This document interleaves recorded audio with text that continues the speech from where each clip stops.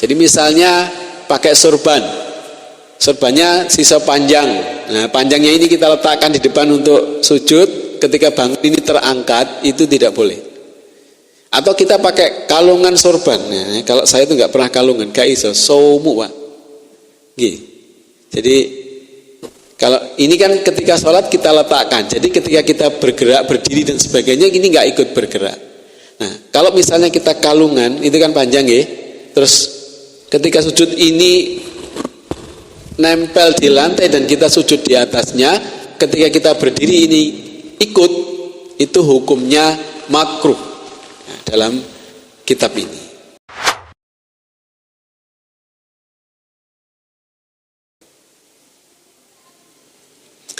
Ada hadis dari baginda Nabi SAW, "Idza sajadal 'abdu sajada ma'ahu sab'atu arabin wajuhu wa kaffahu wa rubbatahu wa qadmahu."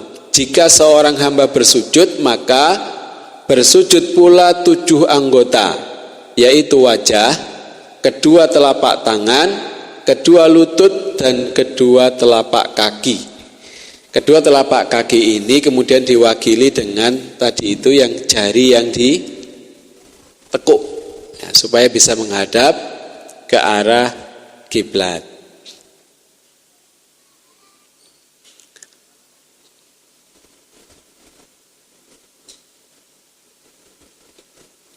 Itu posisi sujud. Tadi itu telapak tangannya tidak membuka, mboten dibuka, tapi rapat menghadap ke arah kiblat.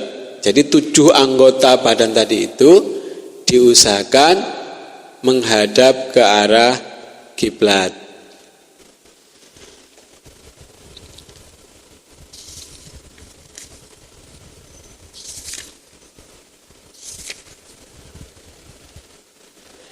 Nah, kemudian ada pertanyaan ketika kita akan sujud. Napa Pak? Sampun isa.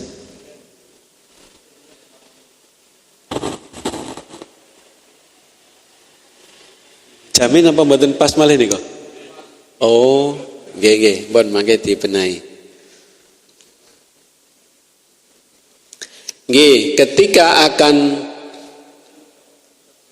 sujud, ya, ada sujud 2 kali sujud dalam setiap rakaat.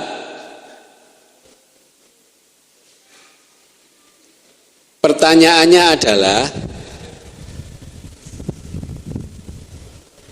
urut-urutannya. Ya, urut-urutannya dengkul riyin nopo astoriyin. Ya, ketika kita mau sujud itu yang turun lutut dulu atau tangan dulu. Jadi ada 2 hadis yang menyebutkan.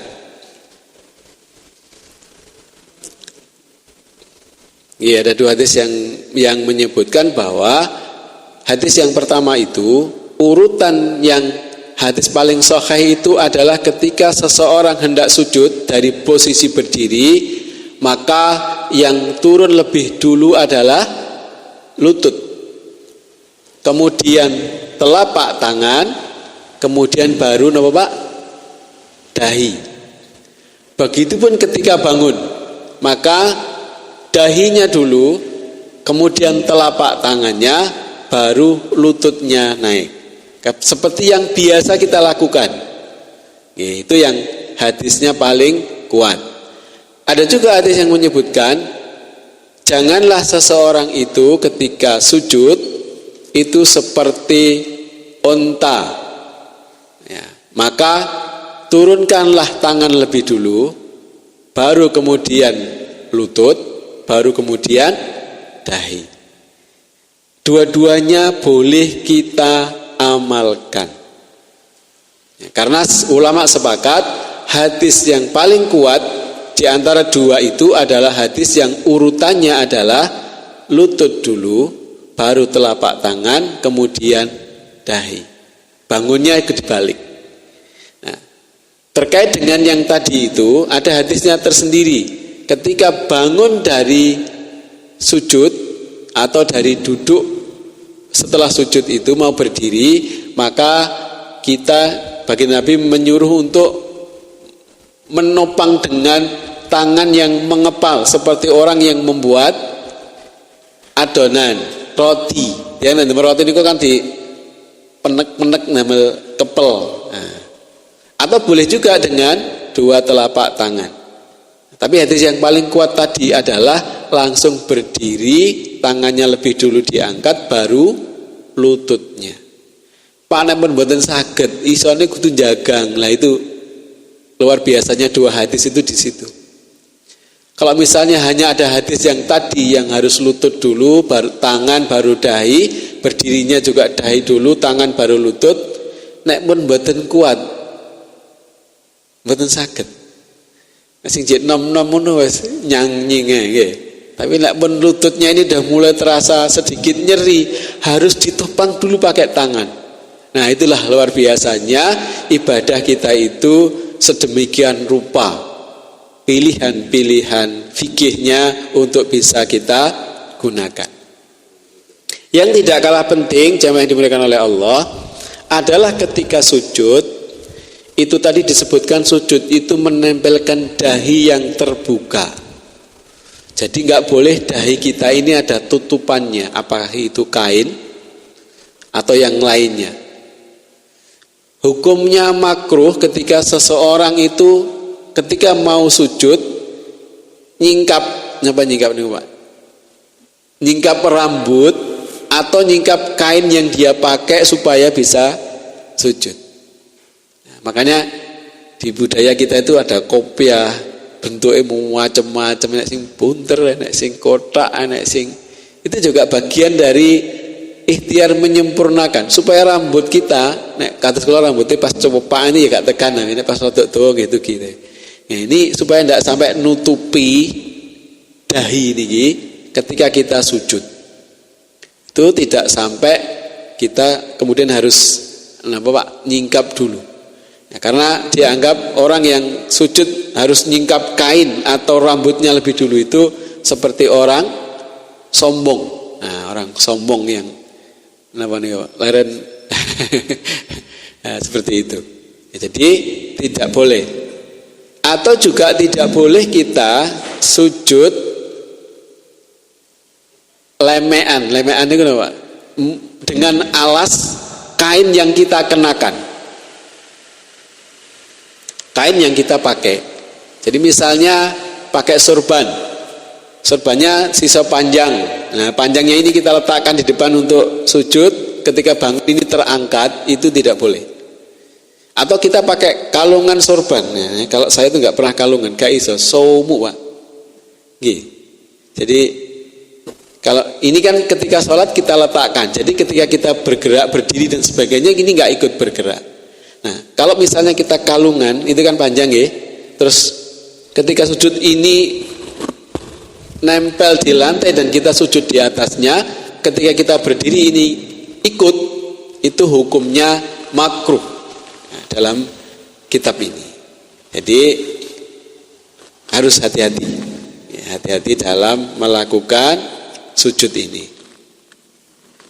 Kalau bacaannya jelas, banyak pilihan. Bisa subhana rabbiyal a'la, cukup dengan itu.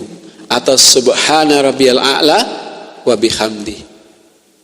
Atau yang lainnya, subhanakallahumma rabbana wa bihamdika Allahumma gfirli, boleh. Nah, lebih panjang. Biasanya kalau pakai itu subhanakallahumma rabbana wa bihamdika Allahumma gfirli, niku ping pisan, subhana rabbiyal a'la ping telu pisan. Nah, itu pilihannya. Maka mau yang panjang atau mau yang banyak. Nah, itu pilihan-pilihan kita, boleh dipakai semuanya. Kemudian tempat sholat atau tempat sujud ini harus di atas tanah. Lalu teng masjid lemean marmer kalih karpet pripun Pak? Enggak apa-apa. Maksudnya di atas tanah itu tidak di atas benda yang contohnya pun apa Pak? Kasur. Nah, kita makruh hukumnya sholat di atas kasur kalau kita masih punya lantai. Kecuali posisi gerah, orang yang sakit dan terbaring di kasur itu beda. Maksudnya sholat yang berdiri, rukuk, sujud di atas kasur itu kan rada ulag-ulik, sama naik guling gitu. Diusahakan tidak, karena disebutkan hukumnya makruh. Itu jamaah yang dimuliakan oleh Allah terkait dengan rukun yang ke-6, keempat, kelima, dan ke-6. Keempat rukuk, kemudian bangkit dari rukuk atau i'tidal, kemudian sujud 2 kali dalam setiap rakaat. Rukun berikutnya adalah duduk di antara 2 sujud. Jadi ini tidak boleh ditinggalkan. Harus juga sampai dengan sempurna. Sempurna tumakninah. Dan di situ disunahkan membaca doa yang isinya 8 permohonan itu.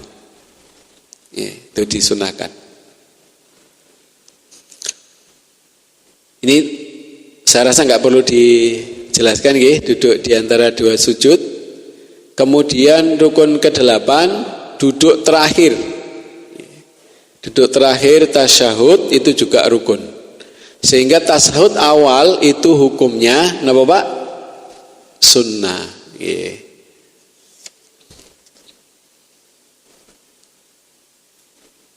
Isai pun jam itu nih. Oke. Ini sujud terakhir, duduk terakhir selama tahiyat. Nanti di dalam tahiyat ini ada beberapa bagian yang perlu dijelaskan. Insya Allah kita sambung waktu yang akan datang. Karena dalam tahiyat itu ada beberapa hal yang harus diperhatikan, termasuk ada 2 redaksi bacaan tahiyat. Bisa At-tahiyatul mubarakatus salawatut tayyibatulillah atau at-tahiyatulillah. Nah, seperti itu.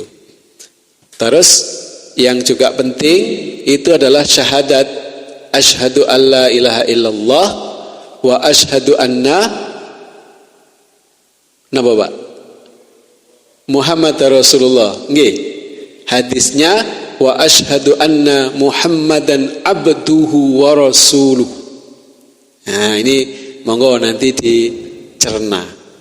Jadi hadis yang sahih itu pada bacaan syahadat di dalam tasyahud adalah wa asyhadu anna Muhammadan abduhu wa rasuluh.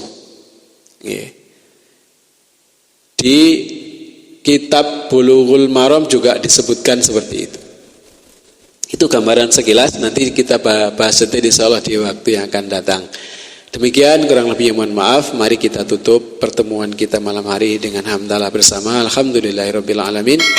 Mudah-mudahan Allah menjadikan pembahasan kita ini menjadi pencerahan dan tambahan ilmu kita untuk menyempurnakan pelaksanaan salat kita insyaallah. Dan kurang lebihnya mohon maaf. Kita tutup dengan doa penutup majelis. Subhanakallahumma wa bihamdika asyhadu an la ilaha illa anta astaghfiruka wa atubu ilaik. Kurang lebihnya mohon maaf. Wallahul muwafiq ila aqwamit thoriq. Wassalamualaikum warahmatullahi wabarakatuh.